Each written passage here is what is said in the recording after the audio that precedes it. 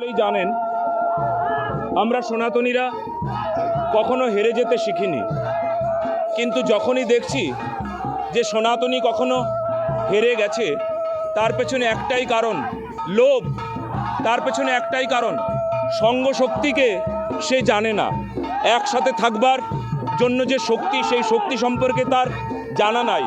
ঠিক সেই জন্য আজকেই জাগরণী, বঙ্গ জাগরণী পদযাত্রা।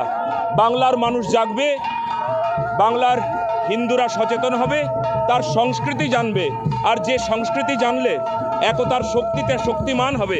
তারপর যারা আমাদেরকে খাদের ধারে দাঁড় করিয়ে রেখেছে, কেবলমাত্র ২৬-এর দুয়ারে আনন্দ বলে যারা খাদে আমাদেরকে দাঁড় করিয়ে রেখেছে, আর ঠিক পেছনেই খাদ আমাদেরকে লাথি মারবার জন্য তৈরি হয়ে আছে।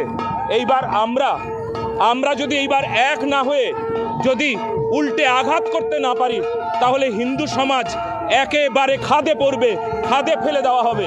সেই জন্য সকল সনাতনীকে জাগরণের এই মহামন্ত্র সবাইকে জানতে হবে, সবাইকে বুঝতে হবে, আর সবাইকে এক হতে হবে। দেখুন পথে কত জাগরণের শরিক, এনাদের হৃদয়েও জাগরণের মন্ত্র জেগেছে। ধন্যবাদ। খুব ভালো, খুব ভালো, ভীষণ ভালো।